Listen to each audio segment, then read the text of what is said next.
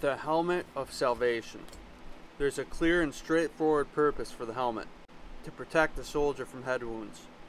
The Roman helmet was made of a thick leather, sometimes covered with metal plates, sometimes with molded bronze or an iron shell, sometimes with extended cheek plates. It was intended to protect the head and face, and even the eyes in battle. Nothing is more important on the battlefield than perspective. Nothing is more critical than having your wits about you and clarity regarding what is happening. The head, including the eyes, is the centerpiece of perspective in battle. A helmet is indispensable to the soldier. Have you ever had your bell rung? Believe me, it's not something to aspire to. It's totally disorienting, even dangerous. That's why head slaps are outlawed in the NFL. Can you imagine playing football in full uniform except for your helmet? Ouch. Your bell would be rung on the first play, and you'd be utterly useless for the rest of the game. I had my bell rung one time. I was playing college football at the wide receiver position. 7 minutes before halftime, the quarterback called a play in the huddle that gave me a particularly crucial, albeit inglorious assignment.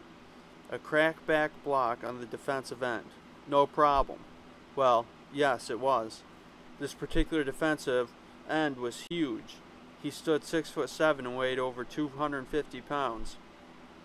It was a quick developing play, so I had to commit early.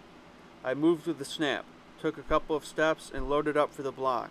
I actually left my feet and was stretched out, fully committed to impact his knees from what I expected would be his blind side, legal at the time. But there was a problem. He'd seen me coming and turned full into me. In fact, he raised his knees as an offensive weapon. Having already left the ground, there was no alternatives left to me. The guy put his knee pad full force into my helmet and face mask. Boom! That was it. The last thing I remember was seeing his huge knee at point-blank range. When the play concluded, no one seemed to notice, least of all me. But I was out cold, though still on my feet. I had a fully functional body, but no head. A walking concussion.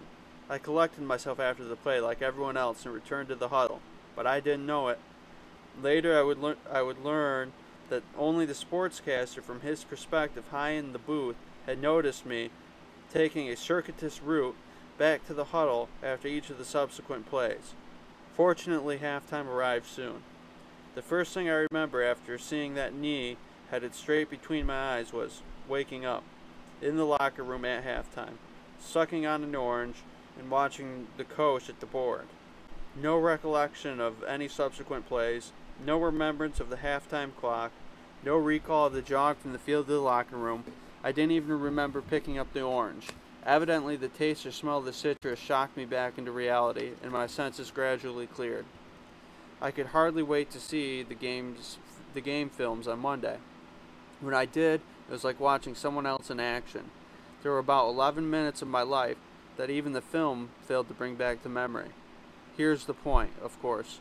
A blow to the head leaves you senseless and disoriented, perhaps able to appear functional, but absolutely oblivious to reality and perspective, and therefore utterly dysfunctional. I wonder how many Christians in America are functioning right now with a cracked helmet.